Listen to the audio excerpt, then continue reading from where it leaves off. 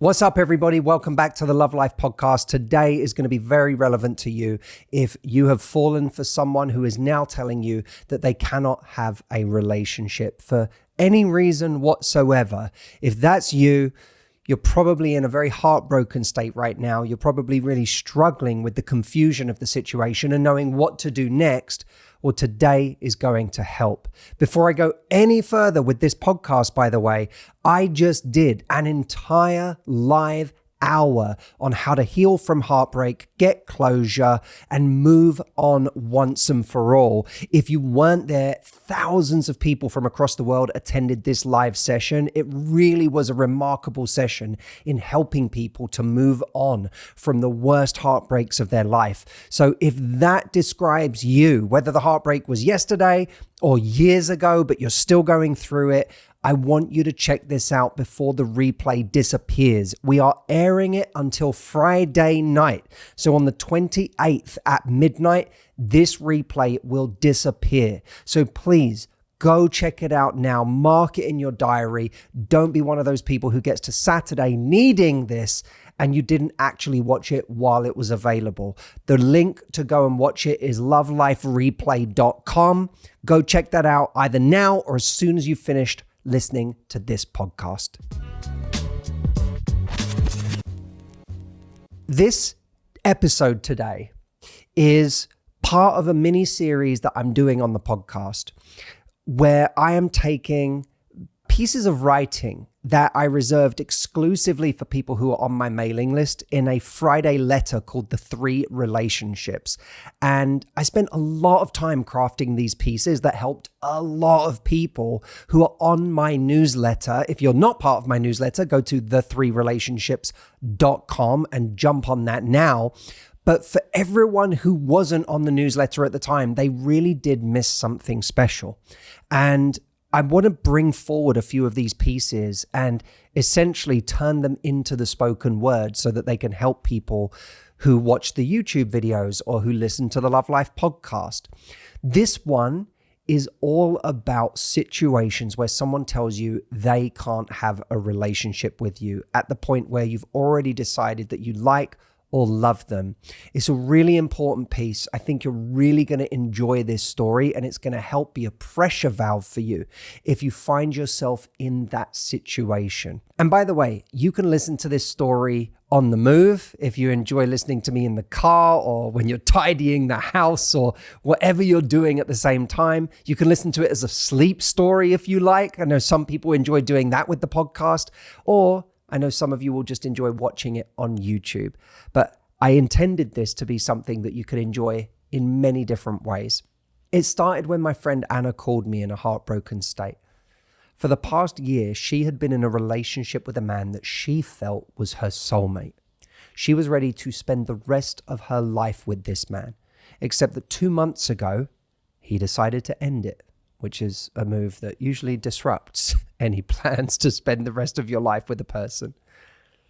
Anna listened with incredulous sorrow as he explained to her the reasons why he couldn't continue with the relationship, most of which had to do with his separation the year before from his wife and how it was still messy. None of this was news to her. She had known all along. In fact, she had even felt excited to be able to be a great teammate to him as he worked his way through all of it. This, it seems, was not part of his plan. He said that having a fully committed relationship where he was open with his ex about it was completely off the table for the foreseeable future. At first, my friend Anna was very understanding and accommodating about all of this. But for the last few months, it had started to really bother her. It pained her to feel like an island he visited rather than the treasure that was part of his everyday life. She had tried to make compromises, offering to take things slowly as long as there was a genuine feeling of progress. She told me all of this through tears as she recounted the many ways in which she had given everything to this man that she'd fallen for and shown up for him whenever he needed her. She said, "I cooked for him whenever he came over. I checked in whenever he'd had a hard day, just to listen. I'm all about being the best partner there is when I'm in love." But no matter what, she explained, she still felt like the woman on the outside. the secret his other life wasn't supposed to discover. As she made me party to her frustrations, it was clear that heartbreak wasn't her only emotion. There was anger. Anger is a common response when the gap between what we've been prepared to do for someone else and what they've been so patently unprepared to do for us becomes painfully clear. One day, determined to change the dynamic, she gave him an ultimatum. Commit to a real relationship that he was happy to be public about and fully integrate their lives, or she was done. He chose done. She was devastated, more than devastated, shocked. She told me, I couldn't believe it. I really thought that when I gave him a choice, he would finally realize that he was going to lose me. He'd come around, invite me over, and finally go all in. She waited several days to see if he would wake up one morning in a cold sweat after having had some harrowing nightmare about losing her for good, then come to his senses and call her. When he didn't do that, she panicked. And when we panic, we often resort to actions that dismantle the good we've done in our calmer moments. In Anna's case, this meant that despite the fact that nothing had changed, she ran back to him. She tearfully stressed to him that she'd break up with her a second time. So let's talk about what I call unwilling compromisers. Look, make no mistake. When two people find themselves still able to draw breath in this world, especially when the air they're breathing happens to be in the same zip code, there aren't many true impossibilities when it comes to being together. Just unwilling compromisers. Think of it this way. Some couples work because of an absence of complications. They love each other, they're in similar stages of life, and they find themselves wanting similar things. Other couples work not because they have no complications, but because of their equal willingness to overcome them. Now, I'm not saying that some compromises don't go too far. They obviously do. There's always going to be a point at which we concede to ourselves that sacrifice is no longer justifiable.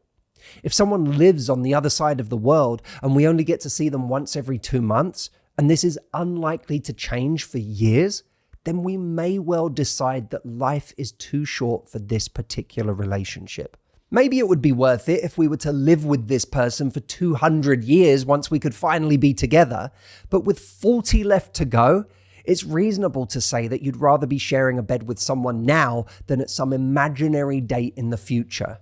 But in Anna's case, he wasn't shouting, "I love you, but we can't be together," down the phone from a 5-year special ops mission between intermittent shell blasts lighting up the streets around him.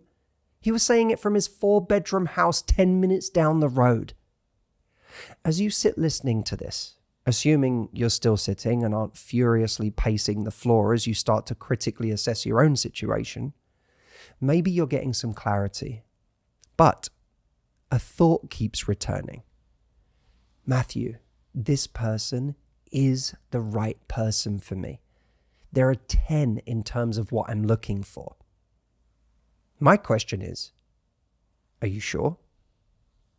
Can someone really be a 10 for you if they come with obstacles that are making you deeply unhappy? Perhaps you feel that the connection you have with them is a 10. Fine. But as I talk about at length in my book, Love Life, connection doesn't simply supersede everything else.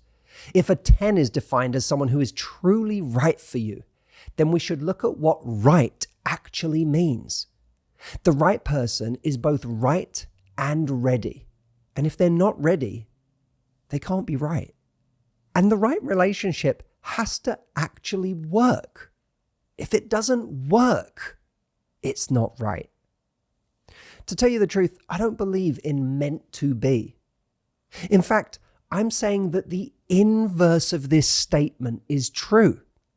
It's when two people are willing to work things out that it will come to be. In other words, it's a proactive thing, an empowered thing, a defiance of chaos rather than a reaction to the wishes of the universe, which in my humble opinion is more preoccupied with its limitless expansion, black holes, and roughly 100 billion stars being born and dying every year than it is concerned about whether you marry Jeff. A true relationship is two people consciously entwining to bravely braid a cord of unity and order in an open-ended and mercurial world. If the two of you aren't willing to make it work, it can't be right. And if you are willing to make it work, but they're not, then your willingness alone can't make it right. You can't braid yourself. It takes two people weaving together. Right means both people are willing to do what it takes. You see, in Anna's case, she had a compromise that she was willing to make. This man is separated and going through a messy divorce. And I am happy to be by his side as he works through all of that. I am happy to integrate my life with his while having to deal with the dynamics of a situation that could be challenging, because I want to make this relationship work. His compromise, risking making his divorce more difficult by being open and honest about the fact that he was pursuing a new relationship, was something he was unwilling to do. Now, assuming that this guy's excuse is legitimate and taking it at face value, it's not for me or you or any of us to judge what is right or wrong for him in his life. But my job is to protect Anna's time by ensuring that she doesn't spend any more of it thinking about a man who happens to be the unwilling compromiser in this situation. I certainly want her to shed the idea that he is the love of her life.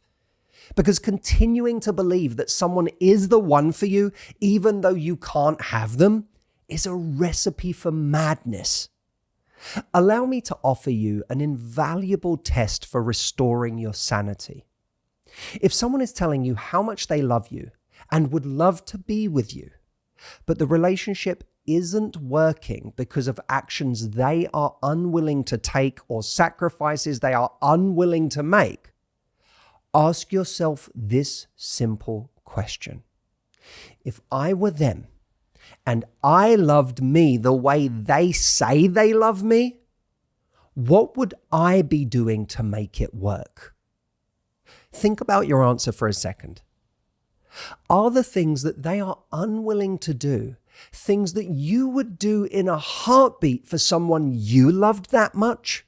So if you have fallen for someone and they are telling you reasons that they can't be with you in spite of their deep feelings for you, here are some key takeaways.